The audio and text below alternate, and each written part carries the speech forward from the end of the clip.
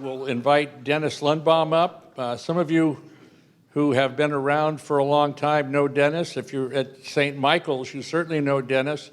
Nothing happens there without Dennis's involvement or approval. And if you've ever worked with Dennis, you know that there's no prisoners taken on things. So with that, Dennis, it's all yours. I'm Dennis Lundbom, and I've been hanging around Livermore since 1959. So it's been a few years I've been here. I did take my furniture on vacation to Reno for 10 years in the year 2000 and came back. But I'm going to do my testimony today. I'm a cradle Catholic. My life as a child growing up with my family, we had 9 children through the whole period of time. 2 of them died in infancy. But it was a really happy, fun childhood. When you have a big family, you don't know if there's anything missing because you're all there having fun together. And whenever we travel, it was always going camping, or if you were visiting all the way across the country, you camped along the road. So we invented KOA, I guess, because of all our camping going across the country and stuff like that, and really enjoyed it. So how did I encounter God as a kid? Well, I think I have to attribute that to my mother. My mother's name's Rosemary. She was a center of our Catholic religion in our family. And my father was not a Catholic.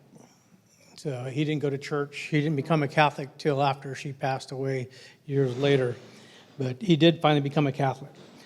But my mother, Rosemary, she was dedicated to the Eucharist and to the Rosary and to Mary. I mean, everything was about Eucharist and Mary and church and everything. So we would have our family rosary in the living room, even though if we didn't want to, but we were there. So we did have our family rosary, and we had that for many years until as everybody was getting older and getting jobs and things like that. So it kind of splintered off from there. But she was part of the Legion of Mary. She was a people person. So if you went to church, we usually got there a little late because she was Irish too. Was showing up late all the time to everything. But she's the last person to leave. She had to make sure she had to talk to everybody before she left. So a lot of times you got home an hour after Mass, stuff like that. So it was a good thing. And one of the things that I always remember was getting ready for First Communion. I was so jazzed up as a second grader. I wanted to get First Communion so bad. And my mom she'd really pushed that kind of stuff. So I was ready for it. You get a new haircut, you get a new suit, you're a special person, you get that day. Well, you cram us in the pews. And what I do, I get stuck between, when the 2 pews, the kneelers come together. Well, my knee went right between the 2 kneelers, and I tore my pants, for that day. But I survived. But I always remember that, because those things like that happen to you, But it's a special day. With my mom, it was a special day. She would afterwards take you out. You'd go to Woolworths and have a banana split or a milkshake or something like that. And it was your day to have fun. When you have a big family, you don't do a lot of that stuff. So, and she wasn't working. She was the homemaker. She may work later on in years, but not there. So eventually, we moved to Livermore in 1959. I was in the 4th grade. So my dad was part of the Sandia when they were grouping up here and everything like that as an engineer. So we all moved here, and I was going to Mass almost every day because it was right next to the school. We couldn't do that before. We were in Albuquerque, New Mexico, and we couldn't do that because the school was miles away. So I'd go there all the time, and then I became an altar server. I would try to serve Mass. When nobody showed up, I'd serve Mass.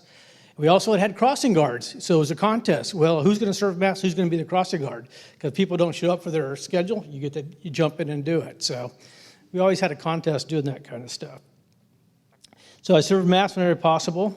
So as the years went, 7th and 8th grade, I started to gravitating towards maybe I want to go to the seminary to become a priest. So I had a couple of my friends, Martin and Peter Sharon, they did too. We're all looking at Divine Word Mercy to go to the seminary to become priest.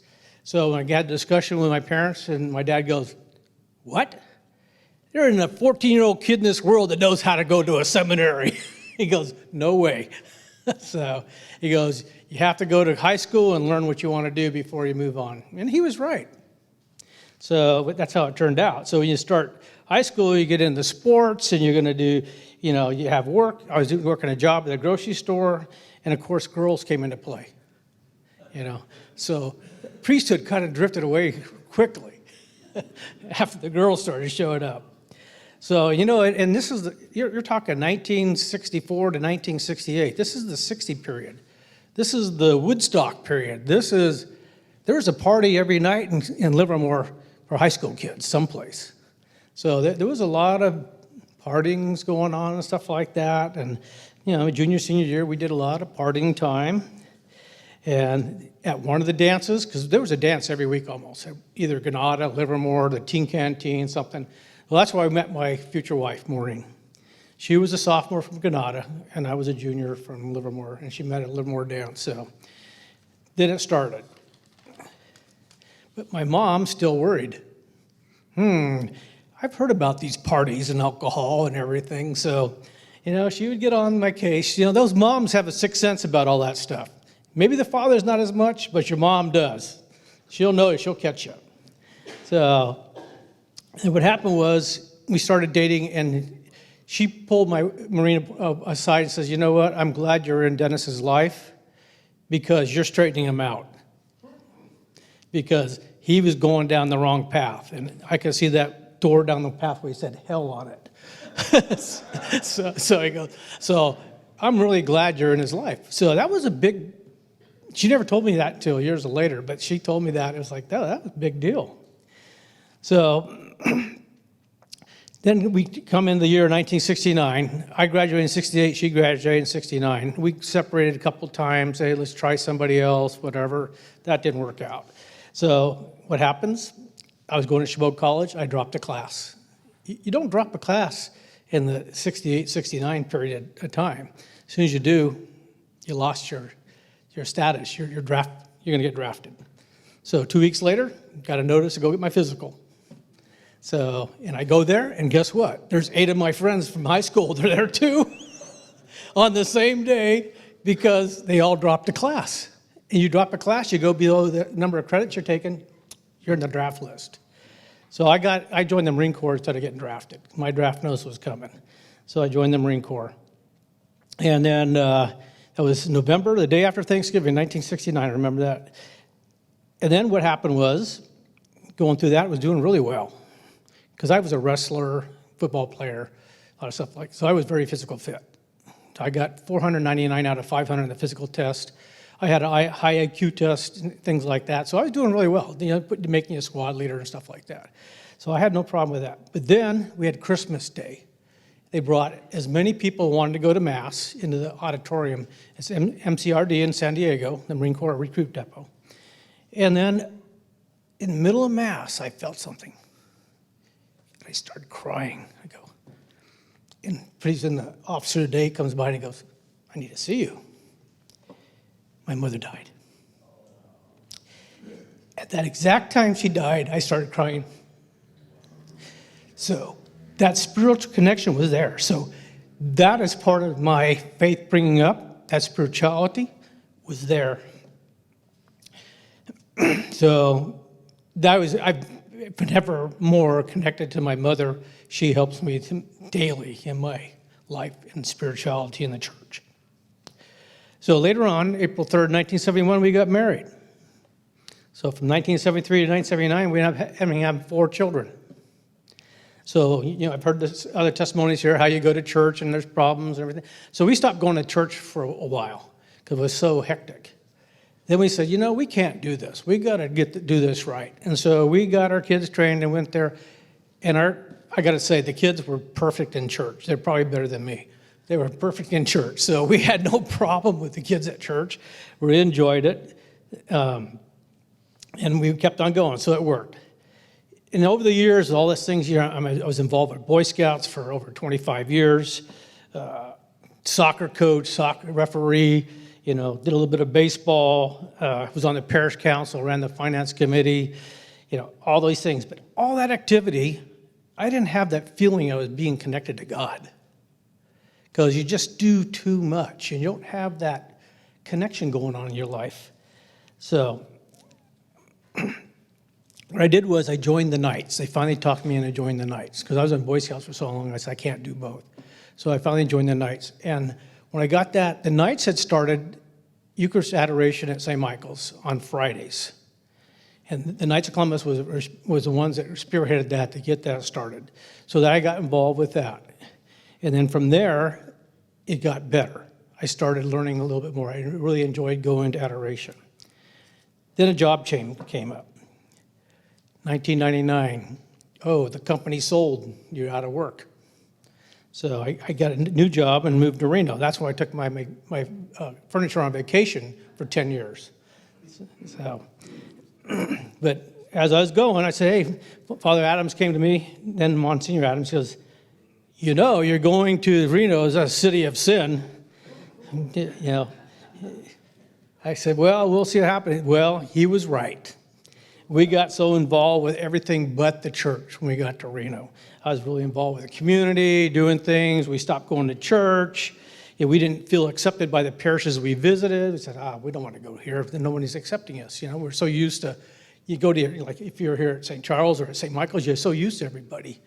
You know, and nobody kind of stepped forward. So that's a good point for everybody to understand if you get new people coming in, to understand that. So we kind of slipped away. We built a home in Verdi, which is outside Reno. I did side business with real estate, and we were building a huge portfolio of rental properties and doing all kinds of things. Everything was just going great. We planned to sell everything in 2007 and move out, close it out, because the market was so good. Let's wait one more year and see what happens. That was a very bad decision. 2008, guess what happened? The real estate market started falling apart like crazy. Jobs are going down like crazy. And one of the two states that are worst this happens is in Nevada and Arizona. Guess where I had all my properties? In Nevada and Arizona. So eventually we ended up losing them all. Just one after. We tried to save, we just blew all our money, just tried to save everything. So struggling to keep them up afloat wasn't worth it. So in 2009, I saw the light coming. I said, I started looking for another job. I didn't think our company up there was going to survive. It didn't. So I lost my job up there. But I had been looking for a job for a year. So I ended up right back here in Livermore. I was out of work for maybe 30 days. And so I came back here and started all over again in Livermore. So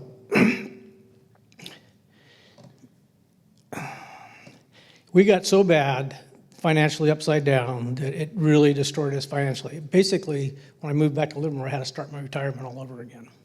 So I just retired the first part of July, because I had to build it back up to a point where I could retire. So we had declared bankruptcy and got wiped out. So, and that's a tough point. It really hit I'm a guy that fights and goes for it. It really hit my wife really hard. She didn't like that at all. So this was a big turning point in our lives when this all happened. What do? The prodigal son comes back, just like the sermon this last Sunday. The prodigal son, we decided to come back, and we started turning to God, praying to God. We started writing journals to God and to each other so that we could bring everything back, and that really helped us build ourselves back up. You know, as a couple, as an individual and everything, you really have to do that. A lot of people have never had devastation in their life. They may not understand that, but if you do get hit hard on something, you lose a couple of children, or, financially you go down the tubes, these things kind of, that kind of hit you. So it didn't bother me as much, but it really bothered her, because I'm a worker. I just go out there and start getting things done. So after that, I started connecting with adoration more through the nights. I became the church director in our council, and then during that point, we started forming a committee at St. Michael's of adoration ministry we started. And then to start that, we wanted to start perpetual adoration at St. Michael's, which took us 18 months. We put it together, And we were able to start perpetual adoration at St. Michael's 7 days a week, 24 hours a day. And that was going strong until COVID hit. Boom. So, but we're still doing Monday through Friday, the adoration. Monday through Thursday goes from 7 a.m. basically to 7 p.m. And then on Fridays, it goes all night through till Saturday morning. So it's little by little coming back. We lost a lot of people. People moved away. Some people passed away. But it's coming back. And it's a big part. And when I say the adoration, it brings a lot. It was a key part in my life, getting back closer to God. Because you can spend an hour in there or 2 hours in there, and you can do your prayers, or you can start trying to communicate God right in front of the Eucharist. So that was a real big part. It helped me start a steady daily prayer program. I started reading more books. I would listen to CDs in the car constantly, Michael Kelly, all these different people. All these things were interjecting in my mind constantly, trying to bring everything together. So it really helped. I try to say the Rosary every day and the Divine Mercy every day. Sometimes the weekend's a little bit more tougher with things going on, but you learn. You learn God is love, and Jesus is crazy in love with you. So if you don't ever feel down, because Jesus is always going to love you. And that's what I really felt. So I constantly doing that. I'm involved with a lot of things at St. Michael's, the Knights of Columbus. I do sacristan. Busy. You could be busy all your life, but you still have to do that prayer. So my prayer time starts at 4:30 every morning. I have to have that time to myself, and it helps me get through that. I go through my reading process. I start off with a cup of coffee. And I do my food blessing, and I say an Our Father, Hail Mary, and a Glory Be. And then I go into the daily readings. And then I go to Bishop Barber and see how he analyzes it. It's really good. And then I do the Catholic Company, their morning offering every day. There's just 3 little things in there that just kind of helps you through the day. I read the Word Among Us, and I got to thank Ron Halb for that, because he's the one that started me on this in our little breakfast group when we first started. He started paying for everybody's Word Among Us as a gift for a couple of years. So I played it forward. Now I send some to prisoners in the prison, and I give it to my son if he's struggling, stuff like that, and they really appreciate it. So you play those things forward. It really worked out well. And I do Fulton Sheen now, because Roy over here would get mad at me if I didn't do Fulton Sheen. Now he has little sayings every day. And then I use the AMAM app when I'm done doing all my readings, and I'm doing something else. I can listen to that driving to church, because I try to go to 6:45 Mass every day at St. Michael's. The only time I don't go is on Saturdays, because I run the community care program at St. Michael's. It starts at 6 o'clock in the morning. So, but those are the things I do. There's a saying here, that this is a Bible verse. Have no anxiety, but in everything by prayer and by petition with thanksgiving, make your requests known to God. Then the peace of the God that surpasses all understanding will guide your hearts and your minds in Christ Jesus. Philippians 4, 6, and 7. So that's my testimony tonight. Thank you.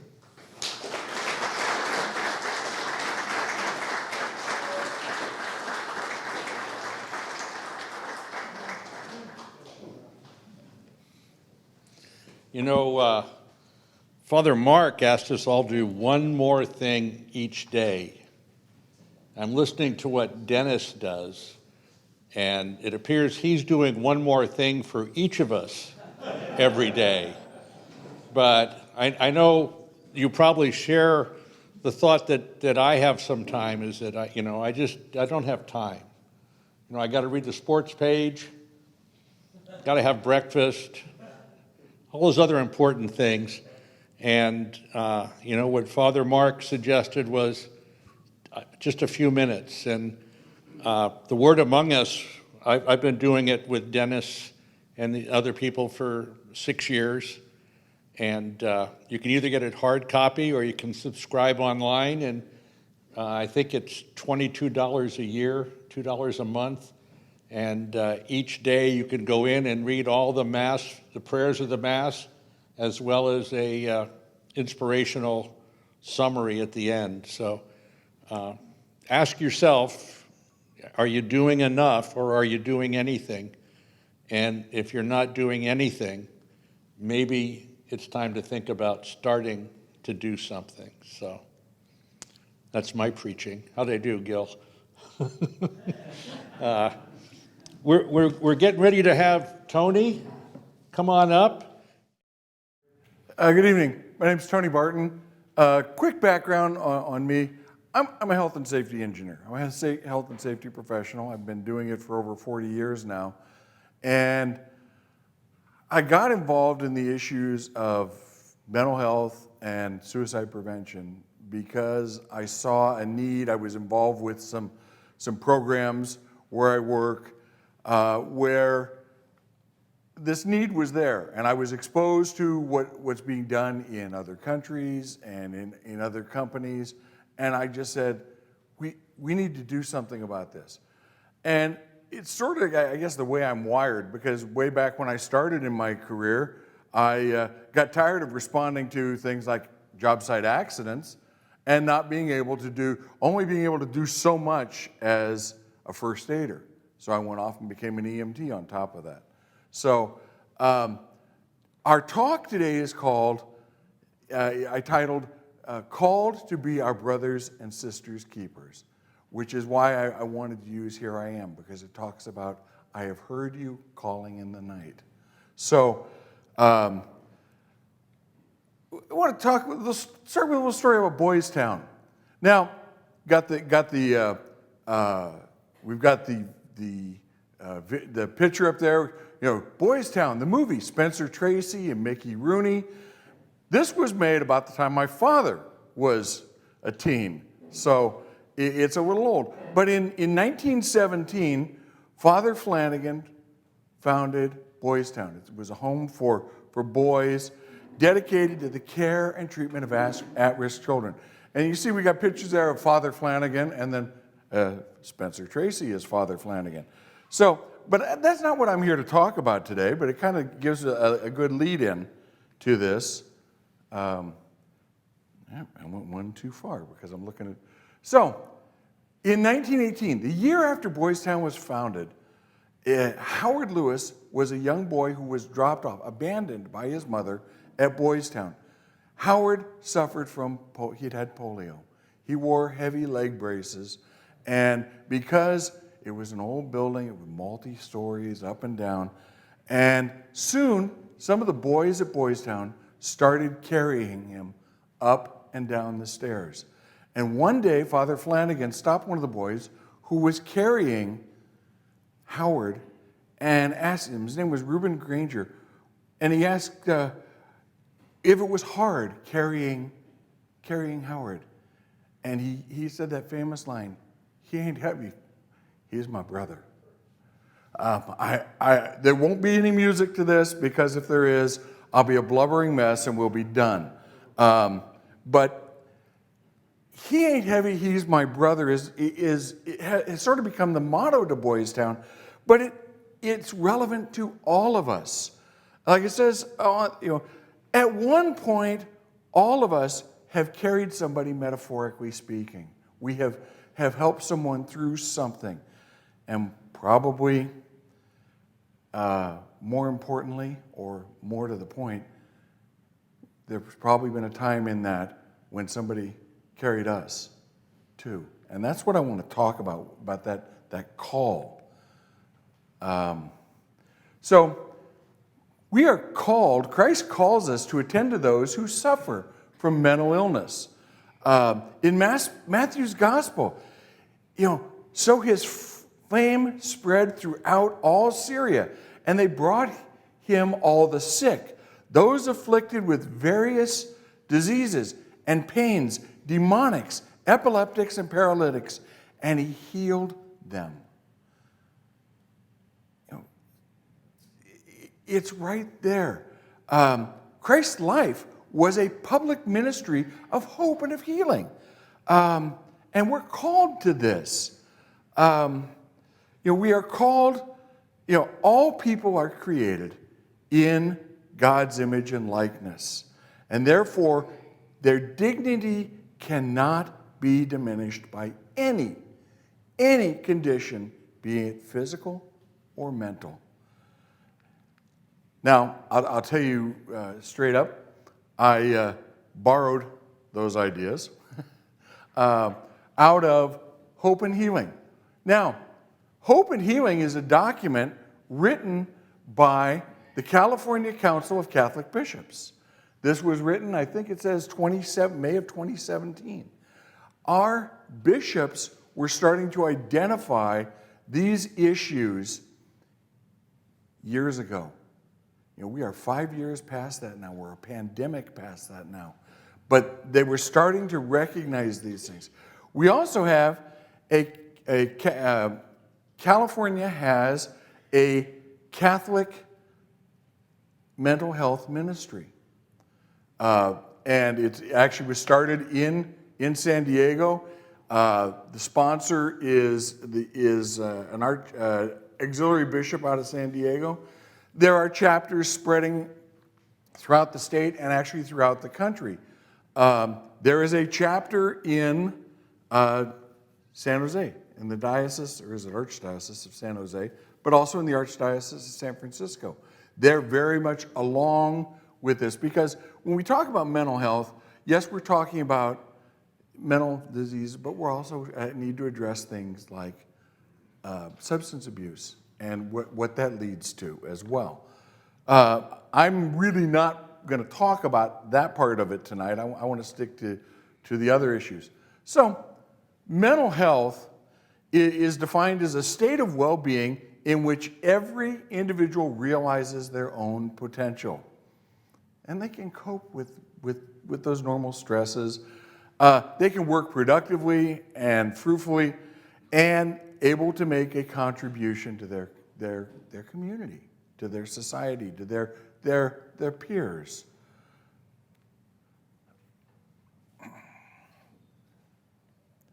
This is when you have, button dysfunction.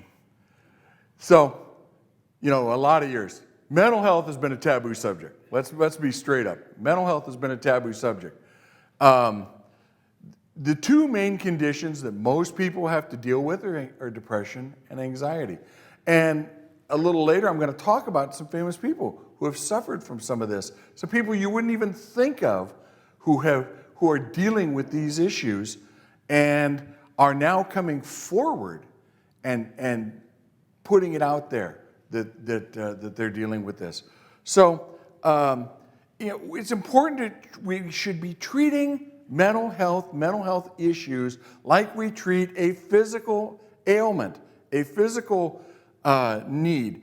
We don't blame, it says workers. I have to tell you, part of this presentation I borrowed from one I did for work. But we don't blame workers, or we don't blame our friends when they get sick. We should be accepting of all people who may be struggling with mental health issues. We need to, that acceptance is so critical. Here's some stats that are just mind-blowing. 1 in 5 people are going to experience a mental illness or addiction problem this year. If you're at a table of 5, who's volunteering? Nobody, because we want to keep it quiet. 1 in 3 people will experience a mental illness in their life. These are stats from the National Institute of Mental Health, part of the Center for Disease Control. Just soak in those numbers for just a minute, and you can see this is huge. This is huge. But do we hear about this very often? No, because it's taboo. It's got a stigma attached to it. And we'll talk about stigma in a minute. So, anxiety disorders are the most common mental illness according to the American Anxiety and Depression Association of America. I got to quit using all these acronyms and stuff. 40 million Americans over the age of 18, roughly 18% are over the age of 18 are afflicted with anxiety. 16.2 million adults. That's almost 7% of the population have experienced major depressive episodes in the last year. Now, let's be honest. With COVID, that's pretty understandable, where we've all been isolated and everything else. The problem with this is a pre-COVID statistic. So that number is worse. At some point, it's estimated that 15% of the population is going to experience some depression at some point in their life. So what are we looking for? What do we see if people, and this is really where we need to start. When we see this, it's first it's recognizing it, then it's trying to figure out what to do. Change in personality. If they're acting different, they're not behaving or feeling like the usual stuff. They are just out of sorts. They're out of whack. They're not who you know them to be. Uncharacteristically anxious, or angry, or they've got some sort of or mood swings. They're withdrawing. Hey, I haven't seen you here. I haven't seen you. You're usually here with us on this. I haven't seen you for a while. How's it going? Anything I can help you with? Lack of self-care. They're not keeping their appearance up, or they're engaging in risky behaviors. This is a person who maybe never rode their bicycle without a helmet, and now they ride it without their helmet. Where's your helmet? I don't care. It's little stuff. Or the sense of hopelessness, or being overwhelmed. Man, I just can't deal with this, or it's just not worth it. Those are the kind of things you may hear people say. Our jobs and our professions have a lot to do with this. I work for a major construction company. I work for one of the largest electrical contractors in the country. And we have a lot of, as you've heard, labor shortage right now. There's a shortage of people getting jobs out there. We have a lot of people who are called travelers. They travel from other parts of the country to work here because we've got steady work. Well, when they're here, they are dependent on working and working overtime. They're dependent on, because they are not only supporting their cost of living here, but usually their households back wherever they're from too. But this leaves them in a situation of isolation. They have work and they have not work. When they're not working, they have to eat. Usually they spend time with the bottle. They don't have any social interaction. Job security. Right now we're hearing talk about we may be going into a recession. So job security is a question. Okay, if things start to contract, do I still have a job if they start to contract? Because of this isolation, because of work, we don't get to spend the time with our friends, whether you're a traveler or whether you're just putting in long hours. In my industry, in the construction industry, there's a lot of physical exertion. There's a lot of work-related injuries. These work-related injuries, depending on what they are, a lot of them are musculoskeletal. And how do they end up getting treated? Painkillers, anti-inflammatories, painkillers. And that can lead to addiction. And then, mental illness is, go back to this again, and I'm going to keep circling back to this. It's been taboo for so long. It's got this ugly stigma associated with it, and this causes us to, okay, I don't want to talk about this. I don't want people to think about it. And I'm going to, like I said, I'm going to get to stigma here in just a minute, and I really want to jump on that. So, things we can do for prevention. Life with a sense of purpose. What is intrinsically important to you? Dennis hit on a lot of this in his testimony. Those things which he has identified which give his life a deeper and broader meaning, which give him depth, give him an insight. You write down and emphasize those things that are really important to you. Sorry about that, Jim. I didn't mean to touch the mic. That give you a deeper sense of meaning. Write them down. Put them out where you can see them. Time management, balance family, friends, hobbies. It sounds easy when it's words like that. Trying to do it, we all know, is a much more difficult thing. And understanding the impact, food does make a difference. I mean, we all know what, good food, how it makes us feel good, but there are foods that we may like that are not necessarily good for us in the end. Obviously I'm very guilty of that. And then proper exercise and fitness contributes to a stronger mental health state. Well,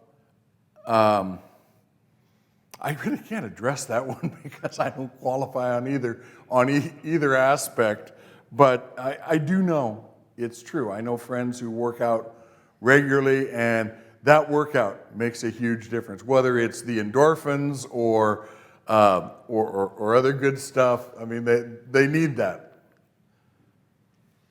So, and natural mental health improvement techniques. Yoga, meditation, breathing exercise, prayer. Prayer, I should have listed prayer in there. Because a lot of times prayer is meditation. I don't know if any of you are familiar with Wayne Dyer.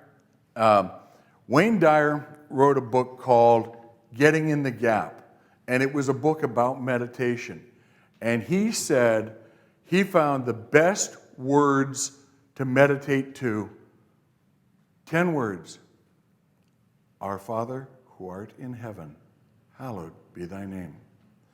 And he said the meditation part was, he said, getting in the gap was that quiet place between each word where you can hear that still small voice within. Meditation is huge. I wish I were better at it. But it's a work in progress. So, this mental health checklist was something that was put together, I think it was in the state of Iowa. And it's just, quick thought on what I can do each day. What kind of a goal could I set for myself each week to do for the betterment of my mental health? What about once a month? I'll tell you what, I'm working on that very first one there in the month. Pick a book and finish it every month. Now, I don't pick easy books. I'm working on David Brooks' The Second Mountain right now. And I've had to start it 3 times because I walk away from it and then I really need to go back. But these things are important. They're goals, they're objectives, they're timelines. So, stigma. Google says stigma is a mark of disgrace or a particular circumstance qualifying like it says there, the stigma of having gone to prison will always be with me. That's, or stigma is when somebody views you in a negative way because you have a distinguishing characteristic. Or a trait that is thought to be some sort of disadvantage. But I want to move on a little bit to self-stigma and public stigma. Self-stigma is what you're telling yourself, the kind of thoughts you've internalized about yourself, your brokenness. And brokenness is a term. We are all at some point broken, and we need to learn to either adapt or learn to accept it or learn to build on that. And then the public stigma. As I was talking with the people at our table, public stigma, we have all probably said something, if we thought back over our lives, that given today's more politically correct environment, more sensitive to mental health issues, we wish we had never said. Oh, that guy's a retard. Well, no. But it was said. It was said, and at one point we've all thought, differently about it. So, I come from construction. One of the things we hear is, "Suck it up, Buttercup." Get with the program. Man up. Would you like some wine with that cheese? So, that's stigma. That's not addressing the issue. So these points come out of that hope and healing. Mental illness is neither a moral failing nor a character defect. It is not a sign of weakness in their faith. Our Christian faith and religious practice, though, do not immunize us from mental health. Famous people who have experienced mental illness: Winston Churchill, Abraham Lincoln, St. Teresa of Lisieux, St. Joseph Lebray, St. Francis of Rome, all suffered from mental disorders or psychological wounds. Rick Warren, I don't know if you're familiar with Rick Warren. He wrote Purpose-Driven Life. He wrote Purpose-Driven Church. He's pastor at this mega congregation in Saddleback Church in Mission Viejo. He said, and he lost a family member to suicide. Your chemistry is not your character, and your illness is not your identity. Now, I'm going to circle back about that thing about your chemistry. There are many people, women, who suffer postpartum depression. And it's a hormonal imbalance. So they've got a hormone imbalance, but it can lead to suicide. So it's a chemistry. It's an internal imbalance. Our Catholic faith doesn't promise us a life free of suffering or affliction. Certainly, we've seen what so many of the saints went through. And we can't expect that a prayerful life, reading the scriptures, will cure mental disorders or alleviate the suffering. But they are sources of help. And when we do that as part of a community, we are exposing ourselves to that fourth bullet point, the duty of Christians to reach out to the sick, to accompany them, and to do what we can to diminish their suffering. Again, this is all pretty much straight out of the hope and healing doctrine. It is part of our Catholic DNA as it has evolved, that we are to do something about this. We are to get involved with this. So, what can we do about breaking the stigma? And this is so important. We need to talk openly. I'll talk to anybody. Point me at a group. I don't know how many of you have done the Clifton Strength Finders or whatever. One of the 34 characteristics is woo, and that stands for winning others over. And it's the most uncommon characteristic for most people. It usually finishes in the last. It's my fifth characteristic of strength. So, wind me up, point me at a group of people. One of two things are going to happen. We're going to be great friends, or I'm going to scare the hell out of them. Piece of cake. That easy. Educate yourself and others.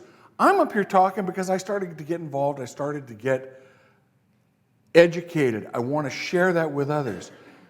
Be conscious of language. It is so easy to say something that is falling out of, should and rightfully fall out of the common vernacular, but it's still there.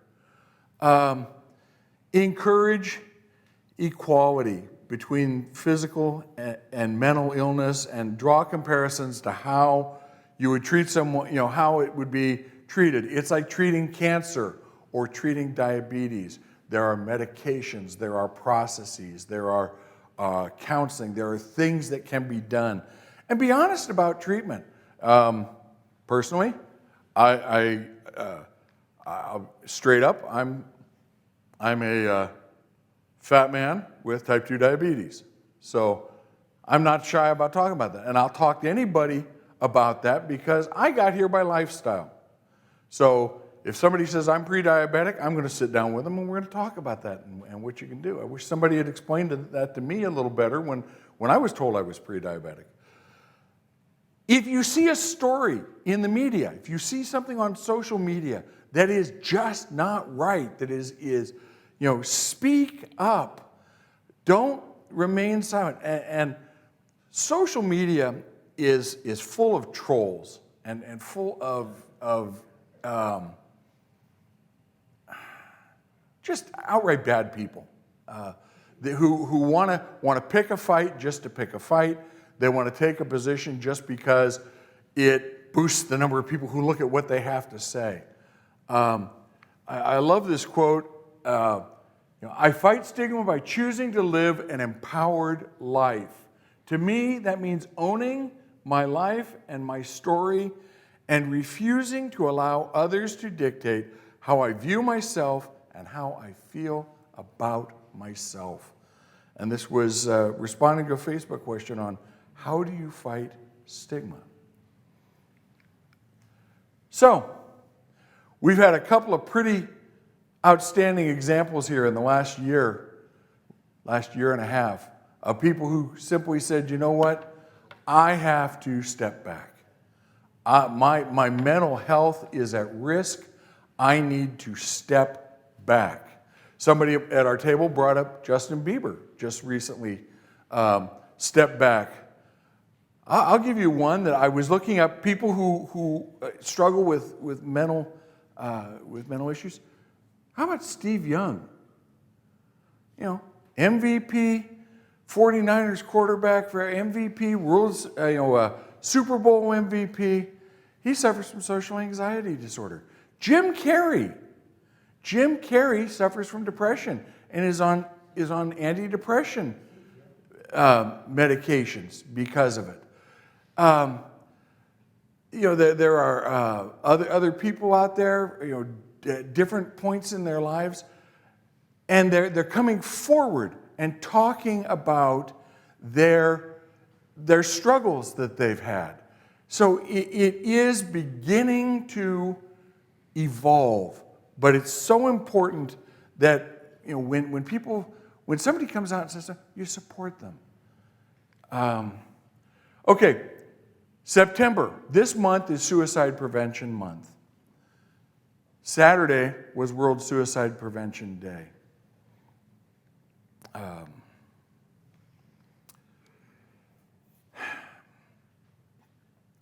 Suicide in America is an epidemic. We are blowing the numbers off the wall here.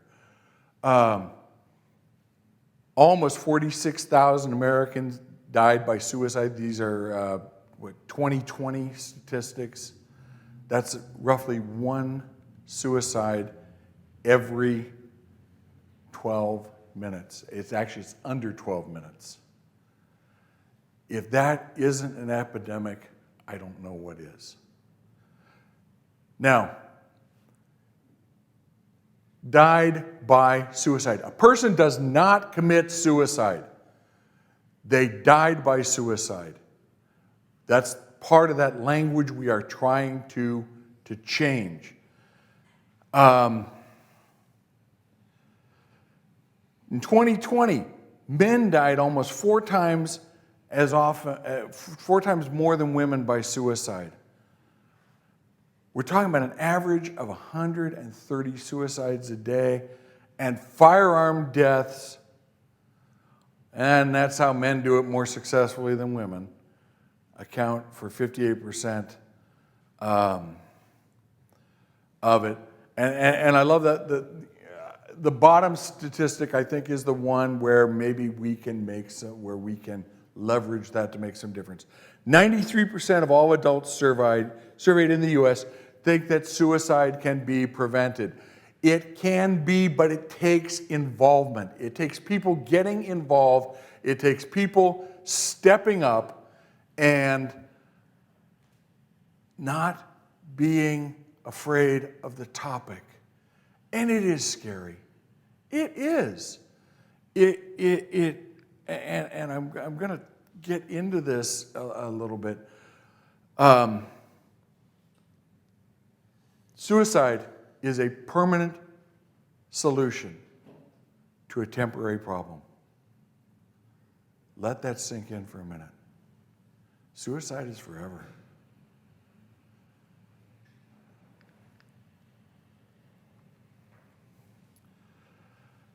Heath Ledger, an actor, he won the Academy Award for playing the Joker in one of the Batman movies posthumously. He died of a drug overdose that most of the officials believe was actually death by suicide. And I saw this, and it grasped me.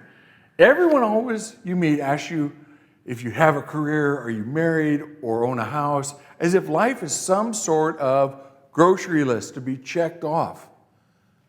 But no one ever asks you if you're happy. It's a superficial conversation. It's okay, we'll talk about this, we'll talk about this, we'll talk about this, we'll talk about this, and then we'll move on. Are you happy? Are you fulfilled with what you're doing? One of those questions that nobody asks. Gone too soon. I mean, Naomi Judd was just, 8 weeks ago? Junior Seau, Robin Williams, right here, a local Bay Area person. Anthony Bourdain and Kate Spade. They were two almost sequentially. Margot Kidder and Lee Thompson Young. These are just a few. I mean, the list could go on and on and on.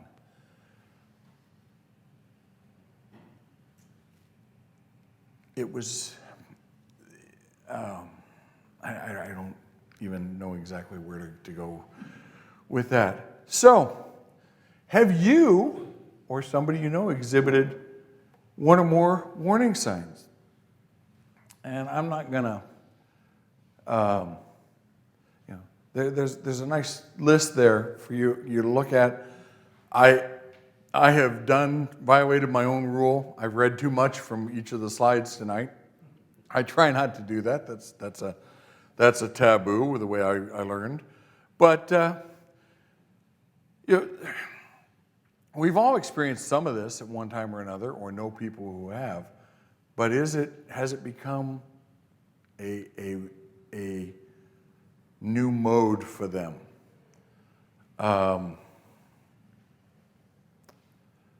It's a long list.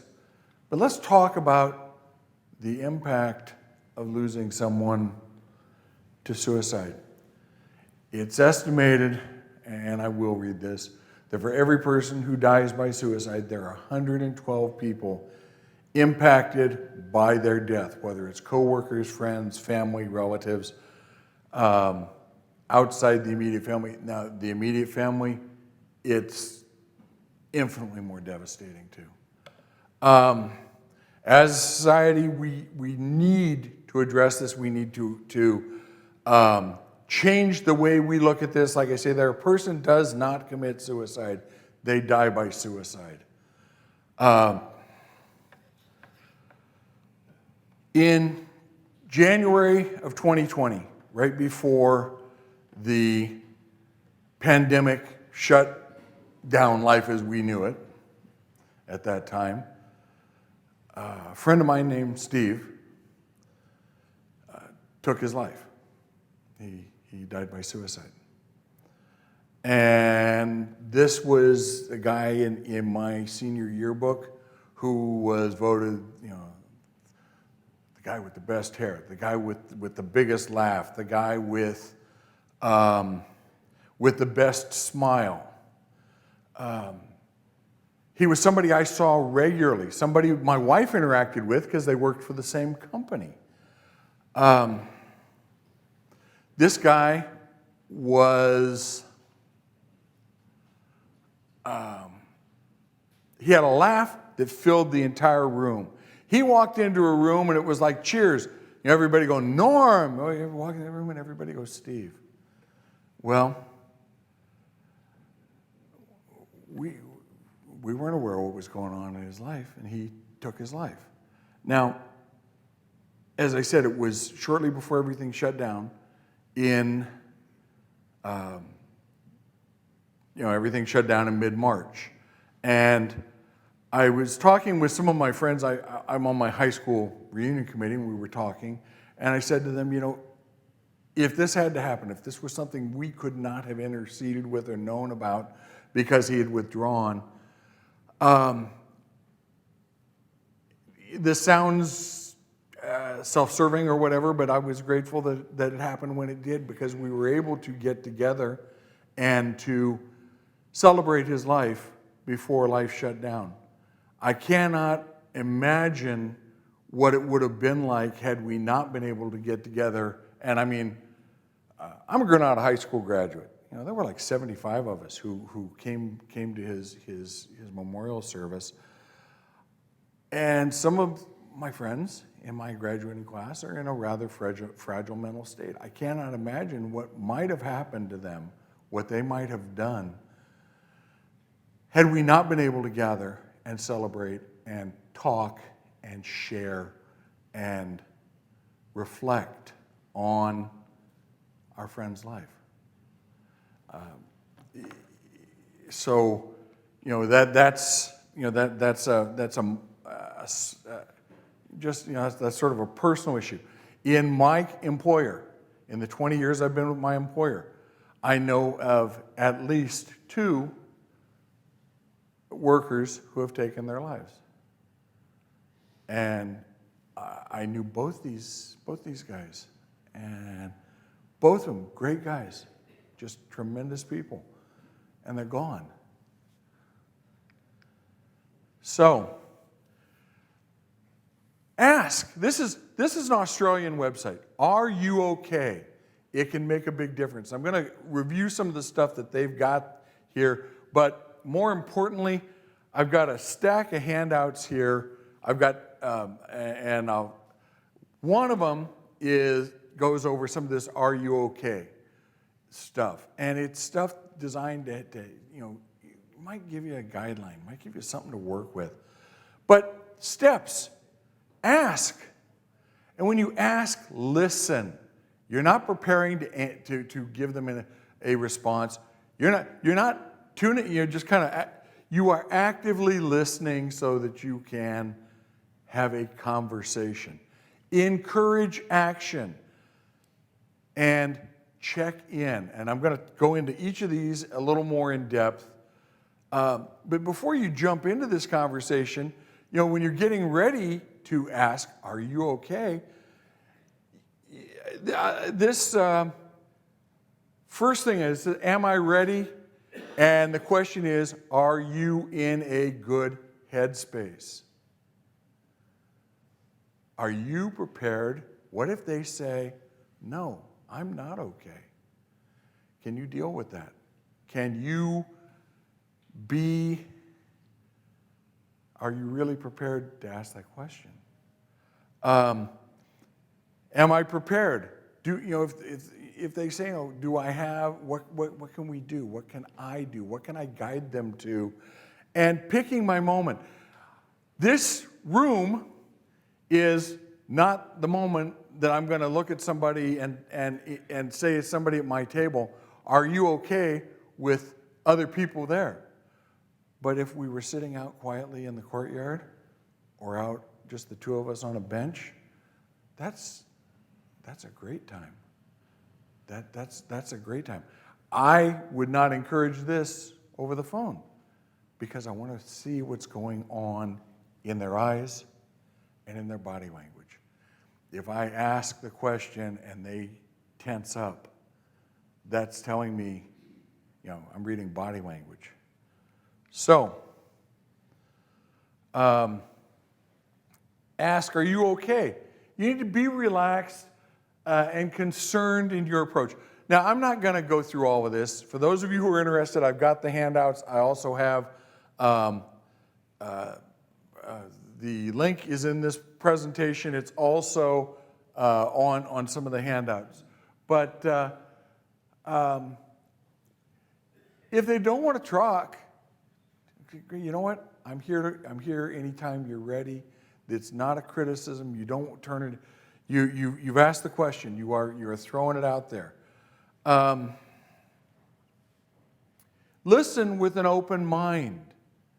And that's what I said about actively listening. Listen to what they're saying. Don't take what they say seriously. Don't interrupt. Don't rush them. Just let them talk till they're talked out. And then come back. If if they need time to think and sit patiently, sit quietly. Quiet is something we don't do well in conversation. And I'm horribly guilty of that. Encourage them to explain. Well, you mentioned this is what you're feeling. What's is there something driving that? Or and repeat back. Reflective. We call it reflective listening. Paraphrase what they said and repeat it back to them so that they're more or less hearing their words. It's an amazing thing. Encourage action. So, have you been down this road before? What have you done? How can I help you? How can I support you? What's something that we, or you can do for yourself? So, I'm not, and checking in. This is one that a lot of us don't think about, but hey, you know what? I'm going to call you. We've had this conversation. I'm going to give you a call tomorrow. Or I'm going to stop by and see you tomorrow. Or let's get together this weekend and do something. Give them a target. Give them something to look forward to.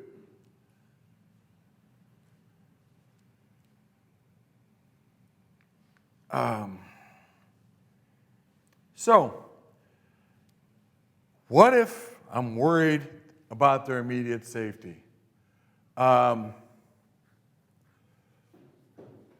it says there on the bottom, if they say yes, the most important things for you to do is to keep them safe and to get some help.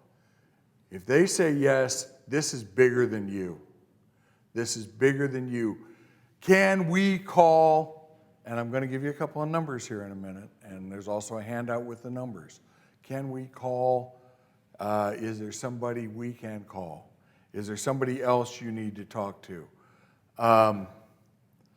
If there is, if they've got the means, if they say, well, I've got a gun, would you let me have the gun?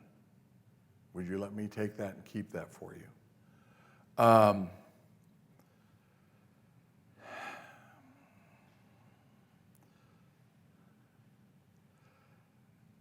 That first bullet point down there, it says, I think it's time to link with somebody who can support you. Can I help you find the right person to talk to? Can I help you get connected? And again, I'm going to share a couple of those numbers in a minute. Crisis support line is a great one. ER if you have to. I'm not a fan of the ERs because they are always perpetually backed up but they do work.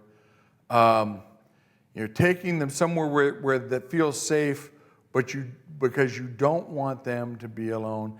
If it's an immediately dangerous situation and you don't know what else to do, call 911. Should not be your first go-to, but when in doubt, I got to keep myself centered in the camera because the camera's over here. When in doubt, it is someplace you can go. So, are you okay? It's an Australian website, that .org.au, and How to Ask is the stuff I just briefly talked about. Ohana Suicide Awareness. If I had to tell you anything, I took this 20-minute online course a couple of years ago. A couple of times I have found myself in situations where I knew I was going to be talking with somebody where I had suspicion I was going to be talking to someone in a delicate situation. I have gone back and rerun this program. To me, it's the best 20 minutes of online I've ever done in my life. And it's something I would recommend. IE means it's Ireland. It's a great program. They talk funny. But they're easier to understand than the Scottish. My God, I was listening to the Scottish today, and But in all seriousness, I have found this to be just an incredible tool. As I said, I have used it on several occasions just to go back and put my head in the right place, have my head in the right place, going the right direction to have that conversation. Cannot recommend this enough. Okay, numbers. Text 741. Text home to 741-741. Connects you with crisis counselor. It's 24 hours. They will contact you back with a phone number. You can use this. Either someone who is in distress can use this for themselves. You, as someone reaching out to them, can use this to tap into resources to help. There is, again, this is just another how it can be done on the phone. We've all heard of 911. A lot of us have heard of 811. We see PG&E commercials all the time about call 811 before you dig, so you don't dig into any utilities. Starting in July 16, 988, 3 digits. Call it or text it, and you are connected to people associated with the National Suicide Prevention Lifeline. You are connected to a counselor. There are about 36 call centers throughout the country. I think 2 of them are right here in the Bay Area. It is instant. The other number there, the 1-800-273-TALK, connects to the same group, but they wanted to do better. So 988 is now a national emergency number. I'm almost there.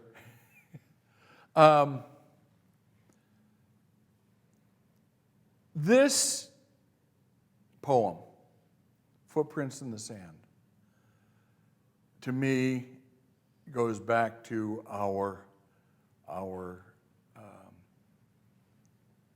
where God is in this. One night a man had a dream. He dreamed he was walking along a beach with the Lord. Across the sky flashed scenes from his life. For each scene he noticed 2 sets of footprints in the sand, one belonging to him and the other to the Lord. When the last scene of his life flashed before him, he looked back at the footprints in the sand. He noticed that many times along the path of his life, there was only one set of footprints. He also noticed that had happened at the very lowest and saddest times in his life. This really bothered him, and he questioned the Lord about it.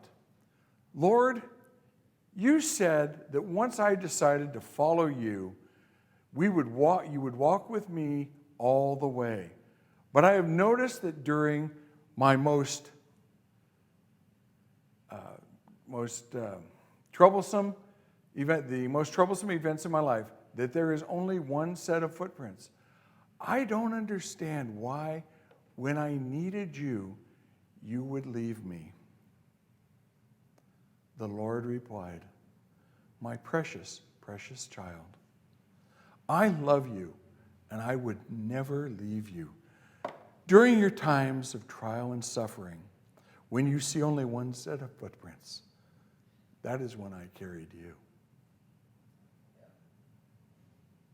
I think that just could be wrapped up with amen.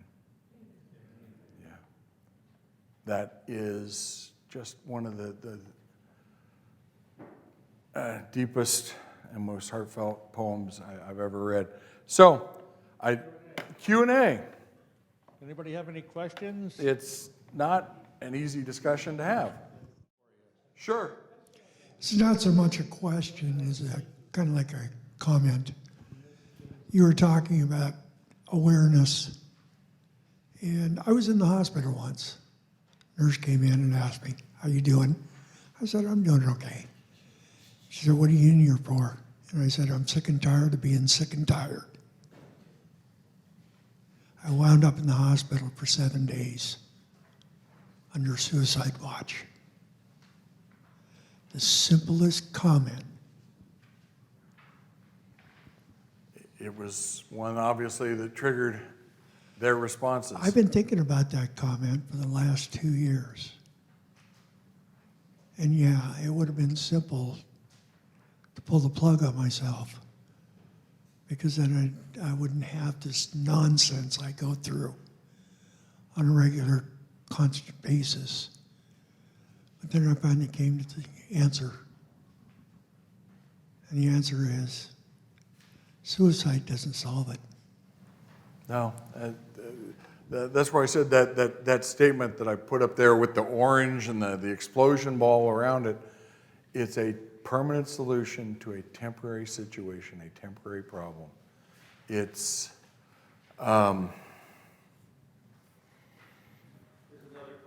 Sure. Yeah. Hi, Tony. On a couple of slides, you were trying to make a distinction between two phrases, committing suicide and dying by suicide, and I'm not sure I understand the distinction you were trying to make. The distinction that we're trying to make is stepping away from the act like it's all on them. It's all predetermined. It's they are down that path and there's no way to stop. Death by suicide is, maybe it's a kinder and gentler phrase, but it is one of the things that they died by. It's trying to destigmatize. Part of it is really trying to destigmatize it. And certainly in our Catholic faith, there was a time when a suicide couldn't be buried in a Catholic cemetery. A person who died by suicide they could not be on consecrated ground. That has changed. The church is changing its position.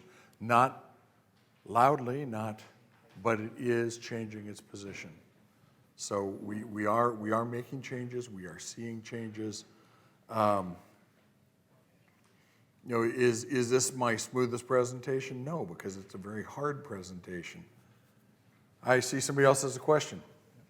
This also is like a comment. My wife has a friend who called the suicide hotline, okay? And this is what she got as an answer. Hi, are you having a good day?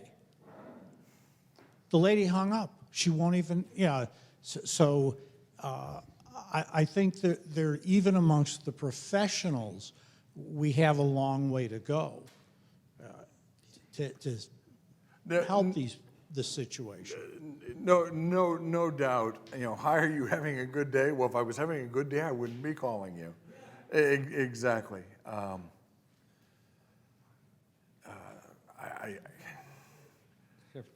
Anybody You know, else with a question? I don't even know how to step into that one because it just seems so. It's a comment so that if people use what you say, be prepared that the other side may not be as we would like, and then we've got to help them with each other. Yes. Tony, I've always thought that people that do this suicides thing, they're cowards. They're just not able to cope with themselves.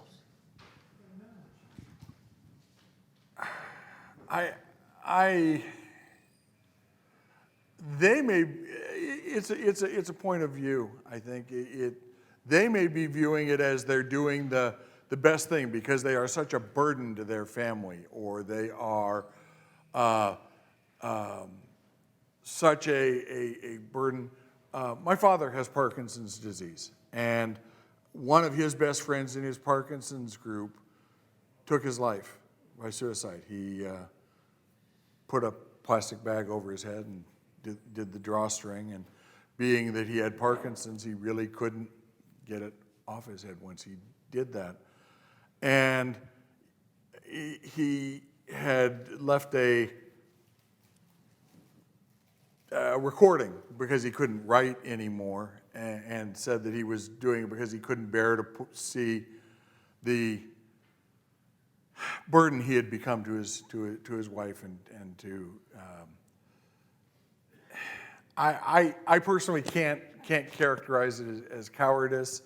I think I tend to think it's people who have reached the conclusion that they'd be better off. I don't know any other way to look at that. What you're trying to do in interceding with them is to show them there are other alternatives, there are other means of support, there are other answers to the situation. We have retired law enforcement in here. We have active paramedics in here. We have people who come from a background far more knowledgeable than mine, who have seen stuff that would make most of us, puke on our shoes. I was an EMT. I've seen some pretty grisly incidents. I never had to respond to someone who'd taken their own life, but I've seen some pretty gnarly accidents. The biggest thing is we are called to try, and we are called, the life Jesus led, the example he set for us was a ministry of service, a ministry of help, a ministry of reaching out to those in need. We may not have the healing powers that he had, but it's amazing are you okay? What kind of a difference that can make. Thanks, Tony. Thank you. Very good.